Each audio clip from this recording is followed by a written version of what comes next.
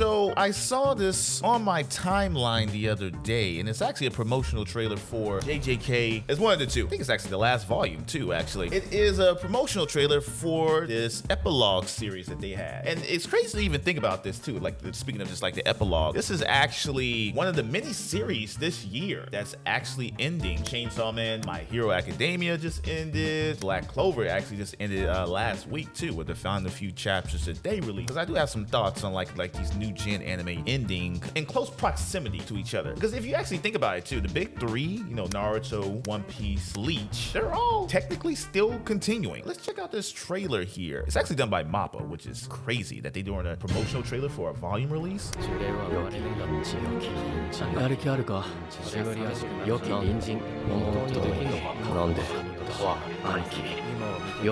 This looks insane. Wow. I paused it right where his brother got murked. This looks insanely well done. Just for a promotional trailer for a volume release? Come on. More untruthful words have ever been spoken. I wouldn't be surprised if they're animating the series right now.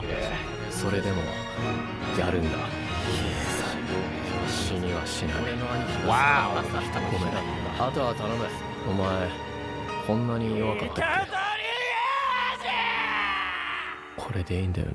What the hell? Sensei. They got the voice acting in there too. Like, hold on. Yeah, take this volume off the screen here. I don't believe that for a second. Like, this looks like it could be the opening for this series once they get done with the culling games and the last arc of JJK. Like, tell me that's not what you guys are thinking. That looks insanely good. I wanted to talk about this as well. Like, Naruto, say what you will about Boruto, technically it's still the Naruto story that is continuing. And then you have Bleach, right? Hell arc has been teased over and over again. And obviously we have the 1,000-year Blood War arc that's continuing with Core 3. It's actually going to be releasing, and cannot wait for that. And then you have One Piece, which is One Piece. It's spanning probably past my grandchildren's lifetime. You know, it just is what it is with One Piece. But it is something to say that all three of those series, the big three, have lapped these new series that are coming to a close relatively soon. Even with My Hero Academia, yeah, that one came to an end with their epilogue episode more, which actually was a great episode. But it did get me thinking though, right? And this was a conversation that I saw online and I had with a lot of my friends who watch these series, particularly around JJK and My Hero Academia. The manga ending, I'm just speaking to like the manga and in that time frame when it ended a couple years ago now. I remember the conversation that was happening around those two series. For me personally, right, I think it left a lot to be desired. I'm not saying they were bad and they were horrible, but I do remember a lot of people comparing the two endings and which one was worse. Just speaking purely from people who read the manga, because like it's been very intriguing to see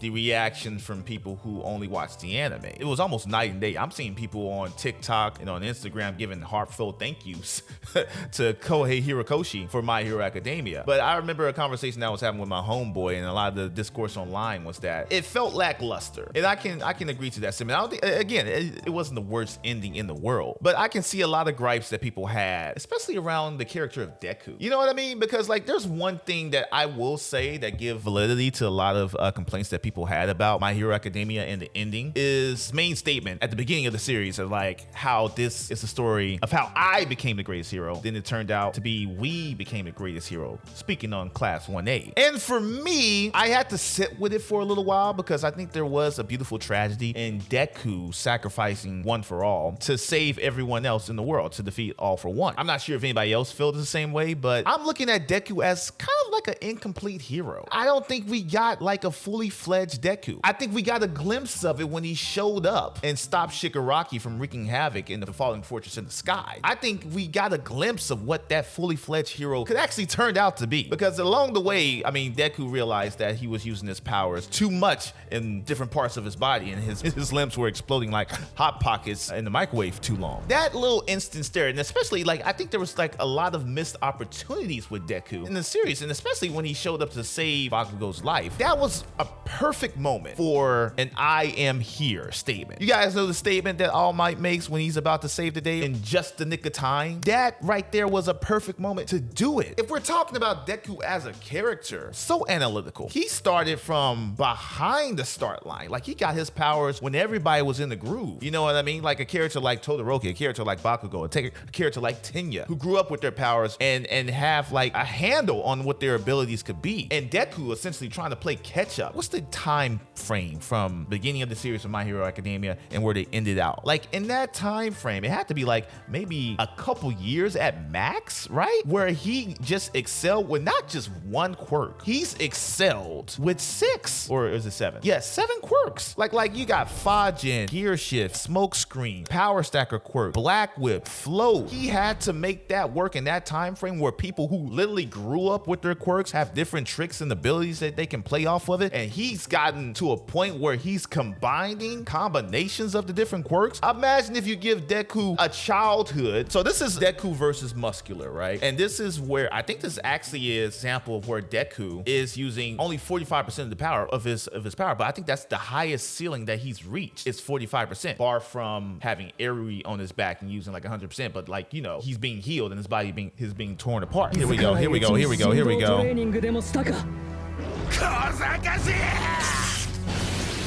Now look at this. He's only at 45%, and he's taking out a villain like Muscular, like a high-level threat villain, with one punch, by the way.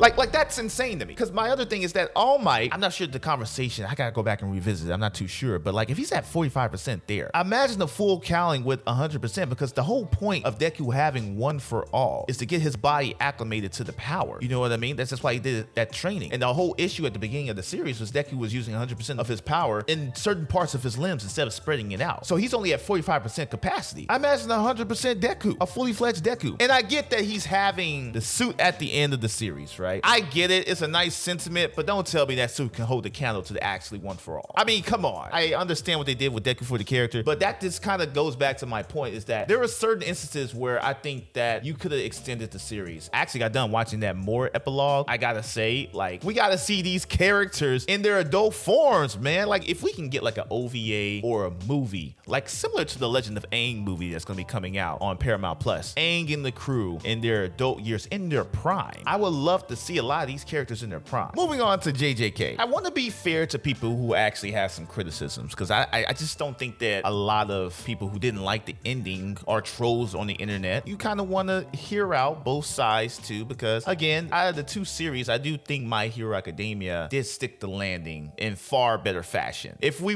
are removing the epilogue series of Medulo, which I think Medulo actually wrapped up a lot of loose ends for JJK, but if we were to remove the ending and we're going off of what we had at the time when the manga ended, I think it is fair to say that you are left with what the fuck. Just to be completely honest with you, because there were so many things introduced late in the series, didn't have a resolution. And I think it was fair that a lot of people were looking at it like, how are we just capping off the series like this? One of the bigger plot points that we never really addressed, again, before Medulo, and actually like Medulo that they actually revisited this too, was Yuki's curse energy eradication plan or initiative. I actually thought that was a very smart way, and it's something that was very intriguing for me as a reader, that they were going to eradicate cursed spirits by way of eliminating the power system of the series. Like I would have loved to revisit that. And then you had the whole situation with Geto visiting the US government to kidnap cursed users. And I'm like, whoa, wait a minute. Now we're getting a little spicy here. You just threw a whole nother monkey wrench into the plan here, man. And again, that's actually addressed in Medulo, so credit there. But if we're just speaking about the series endings in the vacuum in that time period, it just felt like something that was introduced for nothing. You know, speaking about Deku and his potential, like I was talking about earlier, whose potential did they tell us about over and over again in the series more than Megami? I mean, like, they didn't miss an opportunity to tell us about what this man's ceiling could be. Like, quite honestly, you have that whole conversation with Gojo and Megami back in the Shibuya arc, where Gojo is alluding to the fact that the Gojo clan and Megami's clan, the Zenin clan, were at odds with each other back in the day. And it got to the point where they were having these one-on-one fades, these standoffs. And Megami took that as a point to say, are you somehow suggesting that I can go toe-to-toe with you, Gojo Sensei? And I'm like, I understand that point too. Like, we never got to see Megami's full potential. But there is an argument to say that maybe we did, you know, in a very twisted way. And actually, I guess it was very smart storytelling too, we kind of saw Megumi's full-fledged abilities through means of Sukuna hijacking Megumi's body. In a very JJK fashion, a very dark, twisted way, we kind of saw what Megumi can become. But one thing I didn't like with Modulo is that, you know, we got to see Nobara, we got to see Yuji, we got to see Todo. You know, we got to see a lot of these characters. We didn't get to see Megumi. Spoiler alert for Modulo, Megumi doesn't make it. I'm sorry, Megumi doesn't make it. But a character like that, like imagine if that's like your favorite character and he just gets like a one line in the panel. And I get it, like there's 80 years that has been since the ending of the original series and that epilogue series. And it's like, yeah, you know, they have dangerous jobs. They have dangerous jobs. But I would love to see who took out Megumi though. What character did that? I mean, what caused his demise? Nobara's still around. Todo's still around. And you can't tell me that Megumi didn't progress as a sorcerer. The guy is the head of the Zenin clan, you know? So like what happened with that? Overall point is that there is some legitimacy with JJK's ending and possibly ending too soon. If Modulo came right after the ending, then I think a lot of that criticism would have gone out the window because they addressed a lot of things. Eradication plan, we actually got to see a lot of resolution with the Zenin clan as well too. The power vacuum that actually came about with Gojo's absence. You actually got to see how the government is involved with sorcerers to a certain extent being known to the public as well, and how that plays out in the dynamic of civilization as if they're commodities in a certain extent too as well. So I'm excited to see if there's actually any more spin-offs with JJK, because I did read something very alarming. I'm using the word alarming loosely here because in the interview, the author of JJK, Gege, came out and said that Modulo is in an alternate timeline. Now, correct me if I'm wrong. I could be wrong here. Feel free to type away in the comments. No shade. I believe that was the statement saying that this was an alternate timeline. And he was actually using this epilogue or this separate timeline period as somehow temperature check to see if people would like it. If it's an alternate timeline, I'm like, all the loose ends, all the resolutions that we got in the series, is this just, does it even matter if it's not even in the main continuity? I want to be fair and try to see his point of view. But if it's in the alternate timeline, what difference does it make if all the characters seemingly are the same? Okay, maybe there's a different ending for Megumi then. Maybe this is just a different timeline where Megumi is dead and you have a lot of these other characters that maybe not even exist in the main continuity. Different timelines, alternate realities. I just wonder what prompted this approach. Like, why did we go this route instead of just going off of your main story in the main, I guess in the main timeline with the characters that already existed? Overall, for me, JJK, Black Clover, My Hero, I looked at those three series as the next big three for Shonen Jump, because it's just probably my perspective. I saw these series as the next big three because I followed them religiously, similarly what I did with Naruto, One Piece, and Bleach. It's a little sad for me. I'm just a diehard weeb, if you will. But that's my thoughts on these current series endings, man. What do you guys think about it, man?